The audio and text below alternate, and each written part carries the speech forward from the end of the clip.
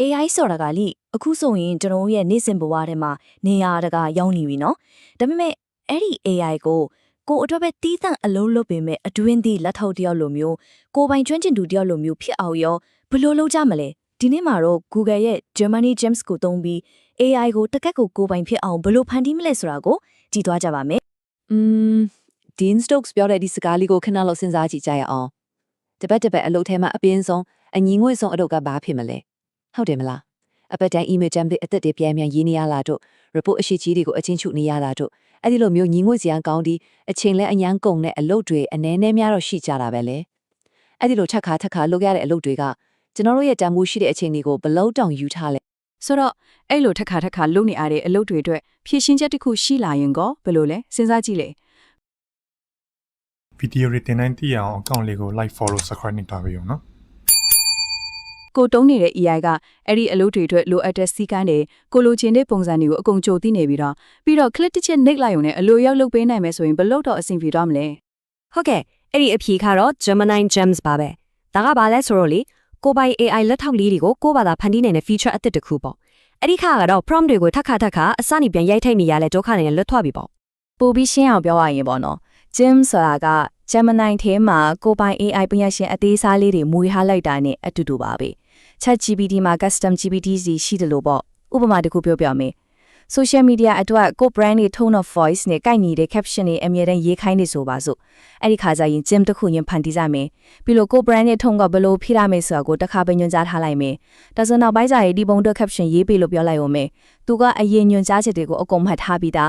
ကဲဒါဆိုရင်တာမန် AI prompt ဒီနဲ့ Gemini Gems နဲ့ဘာတွေကွာသွားလဲဆိုတာကိုရှင်းလင်းကြည့်လိုက်ရအောင်အရင်တော့ကဆို prompt ဒီကိုအမြဲတမ်းအစနေပြန်ရေးနေရတယ်အခုတော့တစ်ခါပဲညွှန်ကြားထားပြီးပြန်တုံးလို့ရတယ် reusable ပုံစံဖြစ်သွားပြီးနောက်တစ်ခုကရလက်တွေအရင်ကတစ်ခါနဲ့တစ်ခါမတူတာမျိုးဖြစ်တတ်ပြီးမဲ့အခုကျတော့ကို brand နဲ့အမြဲကိုက်ညီနေအောင်တတမတ်ထိထင်ရှားပေးနိုင်သွားပြီတကယ်တော့ဒါဟာ manual လက်နဲ့တစ်ခုချင်းလိုက်လို့နေရတဲ့အလုပ်ကနေ one click တစ်ချက်ထဲနဲ့ပြီးမြောက်တဲ့အလုပ်ဖြစ်ကိုအဆင့်မြင့်တင်လိုက်တာပါပဲ ဟုတ်ပြီသဘောတရားတွေတော့ပြောပြီးပြီဆိုတော့တကယ်လက်တွေ့မှာကိုပိုင် gem တစ်ခုကိုဖန်တီးရတာကဘယ်လောက်တောင်လဲတယ်လဲဆိုတာကြည့်လိုက်ရအောင်လာအစစ်လိုက်ကြည့်ကြမယ် ပထမဆုံးကတော့သူ့ကိုတိကျတဲ့နာမည်တစ်ခုပေးလိုက်ပါဥပမာ customer မျိုးကိုများဖြေကြသူဆိုတာမျိုးပေါ့ပြီးရင်အစစ်လက်ဒါကအရေးကြီးဆုံးပဲ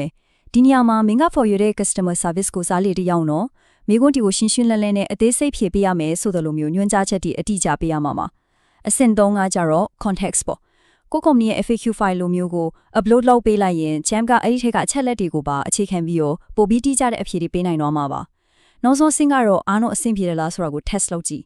okay ပြီဆိုတာနဲ့ save လုပ်လိုက်ရုံပါပဲလွယ်လေးနော် အဲ့ဒီညွှန်ကြားချက်ကောင်တွေရေးဖို့တဲ့မိုင်းရလွယ်တဲ့ PDCF framework ဆိုတာလေးကိုသုံးလို့ရပါတယ်။ P က persona ဆိုလိုတာက Gem ကိုဘယ်လိုလူမျိုးဖြစ်သရုပ်ဆောင်စေချင်တာလဲ။ဥပမာကျွမ်းကျင်တဲ့စေကွာ software ပညာရှင်တယောက်လို့ပေါ့။ T က task သူ့ကိုဘာလုပ်ကိုတီးကြလုပ်ခိုင်းပါလဲ။ Instagram အတွက် caption 3ခုရေးပေးဆိုတာမျိုး။ C က context သူတည်ထားဖို့လိုအပ်တဲ့နောက်ခံချက်လက်တွေပေါ့။ဒီ caption တွေကနိုးရတဲ့ promotion အတွက်နော်ပေါ်ပါတဲ့လေတန်းသုံးရမယ်ဆိုတာမျိုး။နောက်ဆုံး F က formatအဖြေကိုဘယ်လိုပုံစံနဲ့မြင်ချင်တာလဲအဖြေကို bullet points တင်နဲ့ပြပေးပါဆိုတာမျိုးပါပဲ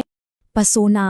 အဲ့ persona တတ်မပေးလိုက်ကြကဘလောက်တောင်အဖြေကိုကွာသွားစီလဲဆိုတာဒီပုံမှာကြည့်လိုက်ရအောင်ဒီမှာကြည့် AI ကိုကပန်းဆိုင်ပိုင်ရှင်ကန်တုံအစားစာကြိုက်တယ်လက်ဖက်လီကြိုက်တယ်ဆိုတဲ့ persona ကိုရှင်းလင်းပေးလိုက်တဲ့အခါသူ့ရဲ့အကြံပြုချက်တွေကဘလောက်တောင်ကိုနဲ့ကိုက်ညီပြီးတိကျသွားလဲဆိုတာမြင်သားပါတယ်အောက်က persona မပါတဲ့အဖြေကတော့ဘသူမဆို Google မှာရှာလို့ရတဲ့အပေါ်ရန်ရေးပြရဲ့အချက်တွေပဲဖြစ်နေရေ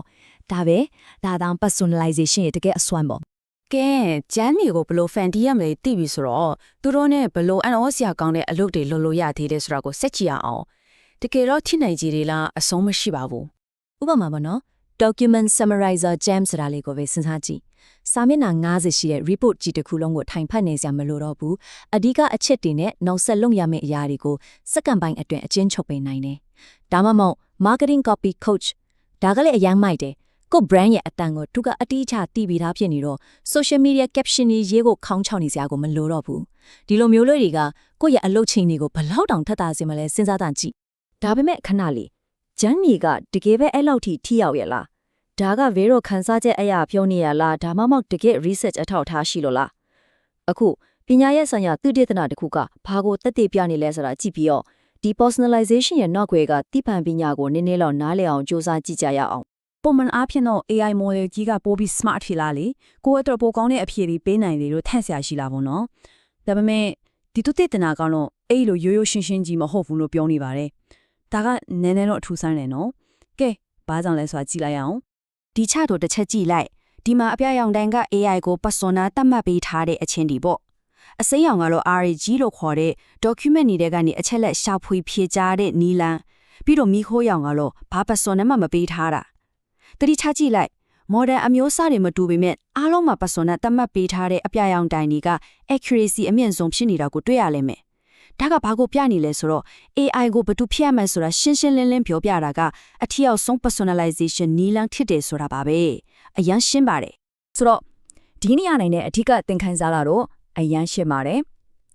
AI ကိုကိုယ့်စိတ်ကိုသူ့ဘာသာသူမန်းဆက်ခိုင်းနေမယ်စာကိုပါလို့ခြင်းလဲသူ့ကိုဘယ်သူနေရာကနေတွဲဆောင်စေခြင်းလဲဆိုတာကိုတိတိကျကျညွှန်ကြားလိုက်တာကအကောင်းဆုံးပဲ